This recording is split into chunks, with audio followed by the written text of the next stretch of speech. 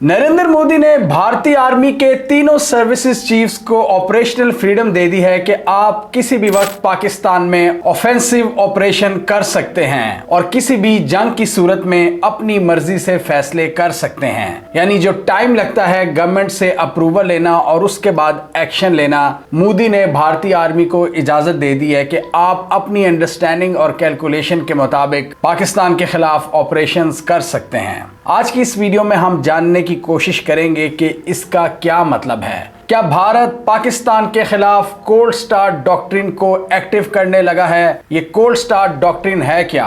पाकिस्तान इसको किस तरह काउंटर करने का इरादा रखता है?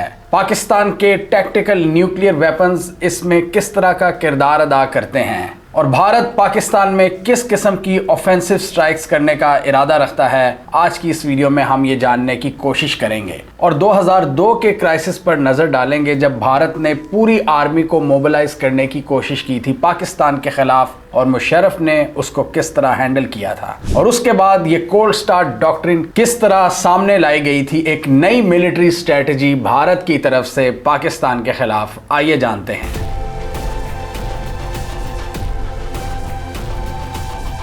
लेटेस्ट डेवलपमेंट्स की बात करें तो दोनों साइड्स की जानिब से एग्रेसिव पोस्चर्स दिखाए जा रहे हैं। बॉर्डर एरियाज पर ट्रूप्स की मोबिलाइजेशन तेज हो चुकी है। कश्मीर, लाहौर और सियालकोट सेक्टर में टैंक्स पहुंचाए जा रहे हैं। अरेबियन सी में इंडियन नेवी पाकिस्तान नेवी के साथ आई बॉलिंग कर रही है और एंटी शिप मिसाइल्स के टेस्ट कर रही है। इसके अलावा ऑक्युपाइड कश्मीर में भारत ने राफेल तैयारों को भी निकाल लिया है और उसके जवाब में पाकिस्तान ने अपने JF-17 थंडर्स को भी एक्टिव कर दिया था।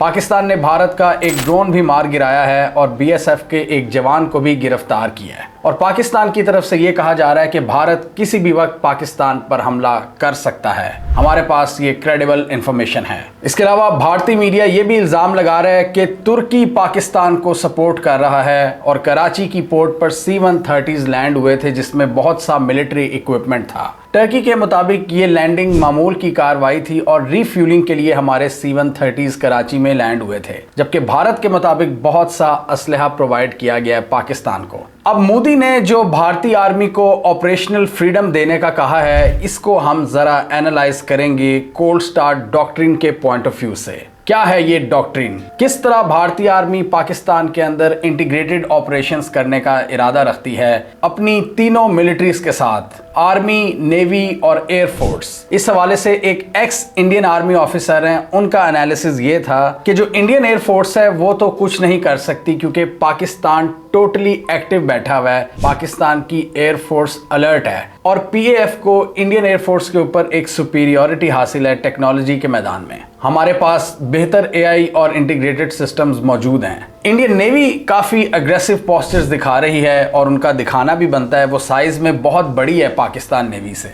आर्मी की बात करें तो उनका फोकस है कोल्ड स्टार्ट डॉक्ट्रिन पर। कोल्ड स्टार्ट डॉक्ट्रिन है क्या और पाकिस्तान इसको किस तरह काउंटर करने का इरादा रखता है? इसको समझने के लिए हमें 2002 में वापस जाना पड़ेगा जब पाकिस्तान और भारत के दरमियान जंग तकरीबन शुरू होने वाली थी। भारतीय पार्लियामेंट के ऊपर अटैक हुआ था और उसके जवाब में भारत ने तकरीबन डिसाइड कर लिया था कि हमने पाकिस्तान के खिलाफ एक्शन लेना है, यानी एक फुल स्केल इन्वेजन करनी है पाकिस्तान के ऊपर। लेकिन वहां पर भारत की आर्मी पूरी दुनिया के सामने बहुत बुरी तरह से एक्सपोज हुई थी जब उन्होंने ऑपरेशन परकराम लॉन्च किया था। उसमें भारत ने अपनी तकरीबन आधी आर्मी को मूव करना था इंडो पाक बॉर्डर पर और उसके लिए उन्होंने 5 लाख सोल्जर्स और 3 आर्मर्ड डिविजन्स को मूव करने की कोशिश की थी। अब भारत का साइज बहुत बड़ा है पाकिस्तान के मुकाबले में, उनकी डेप्थ भी बहुत ज़्यादा है। पाकिस्तान तो बहुत एक नैरो कंट्री है। आप वागा से तोरखम बॉर्डर की बात करें तो ये हार्डली 500 किलोमीटर्स का एरिया बनता है, यानी मेन इलाके की जो डेप्थ है। वैसे तो पाकिस्तान को चागी की जानिब से काफ़ी ज़्यादा डेप्थ मिलती है, लेकिन वो बलोचिस्तान का दूर दराज का इलाका है। जो मेन इलाका है वागा से तोरखम बॉर्डर तक, यानी पाकिस्तान की जो एवरेज डेप्थ है वो सिर्फ 500 किलोमीटर है, जबकि भारत की डेप्थ की बात करें तो वो 2000 किलोमीटर से भी ज्यादा है, शायद इससे भी ज्यादा हो। तो भारत को वहां पर क्या डिफिकल्टी पेश आई कि जितने भी ये आर्मर्ड डिविजन्स और ट्रूप्स मोबिलाइजेशन थी अपने ईस्टर्न एरिया से जो इन्होंने वेस्टर्न बॉर्डर तक करनी थी, उसमें एक स्लो डाउन देखा गया, क्योंकि डेफिनेटली 5 लाख सोल्जर्स को मूव करना था और 3 आर्मर्ड डिविजन्स को, तो ये कोई मजाक नहीं था, इसमें कई हफ्ते लग गए। अब इसकी वजह से क्या हुआ कि पाकिस्तान को भी टाइम मिल गया अपनी मोबिलाइजेशन करने का, और पाकिस्तान ने बॉर्डर पर भारत की निस्बत बहुत जल्दी मोबिलाइजेशन कर ली। क्योंकि पाकिस्तान की डेप्थ बहुत कम है भारत के मुकाबले में, तो पाकिस्तानी ट्रूप मोबिलाइजेशन बहुत तेज हुई और पाकिस्तान ने भारत के 5 लाख सोल्जर्स के जवाब में अपने 3 लाख ट्रूप्स को मोबिलाइज कर दिया इंडो पाक बॉर्डर और कश्मीर के एरियाज में, यानी LOC पर। और उसके बाद पाकिस्तान ने इस हवाले से डिप्लोमेसी भी शुरू कर दी। पाकिस्तान अमेरिका का यार था, उस वक्त 9/11 ताज़ा हुआ था, तो उसका ये फ़ायदा हुआ कि पाकिस्तान एक अहम वेस्टर्न एलाय था, तो पाकिस्तान की बात सुनी गई, भारत पर डिप्लोमेटिक प्रेशर आया और इतने हफ्ते लगाकर जो उन्होंने ट्रूप मोबिलाइजेशन की थी वो सब प्लान उनका एक्सपोज हो गया और इवेंचुअली फेल हो गया। यानी भारत अपने ऑब्जेक्टिव्स हासिल नहीं कर सका और बाद में बहुत से भारतीय स्ट्रेटेजिक थिंकर्स ने इस बात का इजहार किया कि जो हमारा ऑपरेशन परकराम था, जो ट्रूप मोबिलाइजेशन थी, उसका कोई क्लियर ऑब्जेक्टिव नहीं था। हमें नहीं पता था कि हमने पाकिस्तान के साथ क्या करना है। एक तो स्लो मोबिलाइजेशन हो रही थी, उस स्लो मोबिलाइजेशन की वजह से पाकिस्तानी इंटेलिजेंस को टाइमली पता चल गया कि भारत के क्या इरादे हैं और हमने उनसे पहले अपनी ट्रूप मोबिलाइजेशन कर ली और अपने मिसाइल्स का रुख भी भारत की तरफ कर लिया। भारत की ये स्ट्रेटजी थी कि पाकिस्तान जो दहशतगर्दी करवा रहा है हमारे मुल्क में, उसका हमने जवाब देना है। जब ये स्ट्रेटजी फेल हुई तो भारत एक नई स्ट्रेटजी के साथ सामने आया और हम देखेंगे कि पाकिस्तान उसको किस तरह काउंटर करने का इरादा रखता है, और उस स्ट्रेटजी का नाम है cold start doctrine. Cold start doctrine एक वो स्ट्रेटजी है भारत आर्मी की कि इंटीग्रेटेड बैटल यूनिट्स पाकिस्तान में ऑफेंसिव लॉन्च करेंगे पाकिस्तान का न्यूक्लियर थ्रेशहोल्ड क्रॉस किए बगैर। यानी मुशर्रफ ने जो धमकी लगाई थी भारत को कि हम न्यूक्लियर वेपन्स का इस्तेमाल करेंगे, भारत ने उसको सीरियस लिया और उस न्यूक्लियर स्ट्रेटजी के अगेंस्ट कोल्ड स्टार्ट डॉक्ट्रिन बनाई कि एक फुल स्केल वॉर को इग्नाइट किए बगैर हम लिमिटेड लेवल पर अटैक्स करेंगे पाकिस्तान पर, पाकिस्तान का न्यूक्लियर थ्रेशहोल्ड भी क्रॉस नहीं करेंगे और पाकिस्तान को सबक सिखाएंगे। और इन्होंने अपनी तरफ से ये जो 2 सर्जिकल स्ट्राइक्स की हुई हैं 2016 और 19 में, वो भी कोल्ड स्टार्ट डॉक्ट्रिन का ही पार्ट है, एक पार्ट है उसका। कोल्ड स्टार्ट डॉक्ट्रिन वैसे एक बड़ी ही खतरनाक चीज है जिसमें भारत ये इरादा रखता है कि इनके स्ट्राइक यूनिट्स पाकिस्तान के एरियाज में घुसेंगे और तबाही मचा देंगे, पाकिस्तान को सरप्राइज करेंगे। बेसिकली जो गलतियां उन्होंने 2002 में की थी, ट्रूप मोबिलाइजेशन में जो डिले हुआ था, उस डिले को कम करना है और इसीलिए उन्होंने स्ट्राइक यूनिट्स भी बनाने शुरू कर दिए हैं पाकिस्तान और इंडिया के बॉर्डर के ऊपर। और उसके जरिए इनका ख्याल है कि पाकिस्तान को डिप्लोमेसी का भी टाइम नहीं मिलेगा, पाकिस्तान सरप्राइज हो जाएगा और पाकिस्तान की जो न्यूक्लियर धमकी है वो भी ठुस हो जाएगी। यानी हम जंग को इतना एक्सपैंड करेंगे ही नहीं, 50 किलोमीटर्स के एरिया के अंदर रहते हुए पाकिस्तान के अंदर तबाही मचाएंगे और इसके अलावा उनके ख्याल में जो भी दहशतगर्दी के नेटवर्क्स हैं उनको न्यूट्रलाइज करके वापस चले जाएंगे।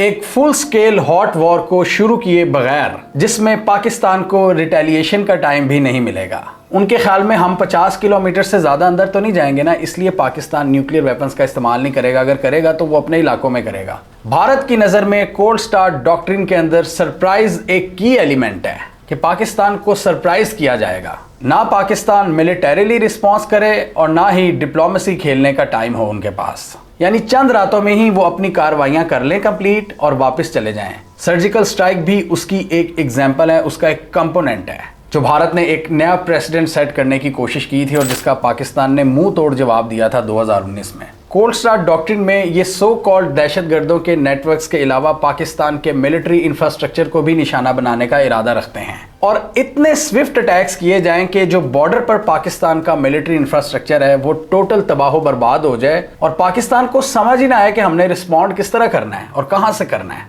अब सवाल ये पैदा होता है कि पाकिस्तान किस तरह कोल्ड स्टार्ट डॉक्ट्रिन को काउंटर करने का इरादा रखता है। भारत ने अपनी तरफ से ये स्ट्रेटजी बनाई है कि पाकिस्तान इसमें न्यूक्लियर वेपन्स का इस्तेमाल ना करे, यानी मिनिमम थ्रेशहोल्ड को हम क्रॉस नहीं करेंगे। उनके ख्याल में हम 50 किलोमीटर से ज़्यादा अंदर तो नहीं जाएंगे ना, इसलिए पाकिस्तान न्यूक्लियर वेपन्स का इस्तेमाल नहीं करेगा, अगर करेगा तो वो अपने इलाकों में करेगा। भारत ने ये स्ट्रेटजी न्यूक्लियर एस्केलेशन से बचने के लिए बनाई थी, लेकिन पाकिस्तान ने एक बार फिर इसका जो जवाब तैयार किया है वो न्यूक्लियर वेपन्स के जरिए ही किया है। और इसमें पाकिस्तान अपने टैक्टिकल न्यूक्लियर वेपन्स इस्तेमाल करने का इरादा रखता है अपनी फुल स्पेक्ट्रम डिटरेंस पॉलिसी के तहत, जिसमें पाकिस्तान ये क्लेम करता है कि फुल स्पेक्ट्रम डिटरेंस के मुताबिक हम रेंज ऑफ न्यूक्लियर कैपेबिलिटीज को मेंटेन करने की सलाहियत रखते हैं। From strategic to tactical. Strategic nuclear event एक ऐसा इवेंट होता है जिसमें फुल स्केल न्यूक्लियर वेपन्स का इस्तेमाल किया जाता है, और टैक्टिकल न्यूक्लियर कैपेबिलिटी को आप लो स्केल वॉर में इस्तेमाल कर सकते हो। पिछले साल हमने देखा था कि रूस ने भी टैक्टिकल ड्रिल्स का आगाज किया था यूरोप को जवाब देने के लिए, और रूस ने तो इस किस्म के न्यूक्लियर टैक्टिकल वेपन्स बना लिए हैं जो कि हैंड टू हैंड बैटल में भी इस्तेमाल हो सकते हैं। छोटे न्यूक्लियर बॉम्ब्स भी उन्होंने बना लिए हैं, लेकिन पाकिस्तान अपने टैक्टिकल न्यूक्लियर वेपन्स मिसाइल्स के जरिए इस्तेमाल करने का इरादा रखता है, जिसमें हतफ और नसर मिसाइल्स पाकिस्तान ने इसी मकसद के लिए बनाए हैं और इनके बारहा तजर्बे भी कर चुका है पाकिस्तान की सीधी सादी स्ट्रेटजी ये है कि अगर कोल्ड स्टार्ट डॉक्ट्रिन को एक्टिव किया जाता है और अगर हमारी कैपेबिलिटीज को डेंट किया जाता है तो हमारे पास टैक्टिकल न्यूक्लियर वेपन इस्तेमाल करने के अलावा कोई चारा नहीं। पाकिस्तान इसमें यह क्लेम करता है कि हम कन्वेंशनल न्यूक्लियर इवेंट में जाने के बजाय टेक्निकल न्यूक्लियर वेपन्स का इस्तेमाल कर सकते हैं और हमारे पास फुल स्पेक्ट्रम डिटरेंस है, यानी हम ये एबिलिटी रखते हैं कि एक कंट्रोल्ड अंदाज में न्यूक्लियर अटैक किया जाए भारत पर। और बहुत से एक्सपर्ट्स का ये भी ख्याल है कि ये जो टैक्टिकल न्यूक्लियर वेपन्स की स्ट्रेटजी है पाकिस्तान की नसर और हतफ को इस्तेमाल करने की, इसमें पाकिस्तान अपने ही इलाकों को भी निशाना बना सकता है जहां पर भारतीय फोर्सेस बैठी होंगी। अगर उन्होंने कब्जा किया होगा या वो वहां पर मौजूद होंगी या भाग रही होंगी तो उनको टारगेट करने के लिए ये टैक्टिकल न्यूक्लियर वेपन्स इस्तेमाल किए जा सकते हैं। New concept of war fighting. Pakistan ने इस हवाले से एक new concept of war fighting भी मुतारिफ करवाया है, जिसके मुताबिक पाकिस्तान अपनी तीनों मिलिट्री सर्विसेज के दरमियान कोऑर्डिनेशन को मजबूत करेगा और पाक आर्मी की मोबिलाइजेशन के टाइम को रिड्यूस किया जाएगा कि वो भारत के उन ऑफेंसिव ग्रुप्स के साथ लड़ने के लिए टाइम पर पहुंच जाएं, और शॉर्ट रेंज न्यूक्लियर मिसाइल्स का इस्तेमाल जो हमने पहले एक्सप्लेन किया है। अब इस हवाले से बहुत से भारतीय स्ट्रेटेजिक थिंकर्स का ये ख्याल है कि पाकिस्तान ये न्यूक्लियर ब्लफ का इस्तेमाल करता है, मतलब धोखा देता है। इन एक्चुअलिटी पाकिस्तान अपने इलाकों पर ये टैक्टिकल न्यूक्लियर मिसाइल्स नहीं गिरा सकता। ये पाकिस्तान हमें सिर्फ डरावा देने के लिए करता है ताकि हम कोल्ड स्टार्ट डॉक्ट्रिन को एक्टिव कभी भी ना कर सकें। भारत कहता है कि अगर पाकिस्तान ने न्यूक्लियर वेपन्स का इस्तेमाल किया, बेशक छोटे लेवल पर ही, तो इसके बहुत ही भयानक नतीजे होंगे और हम फिर पाकिस्तान के साथ एक फुल स्केल वॉर करने के लिए तैयार हो जाएंगे और पाकिस्तान तहस नहस हो जाएगा। यहाँ पर पाकिस्तान की जो नैरो डेप्थ है वो पाकिस्तान को नुकसान देगी।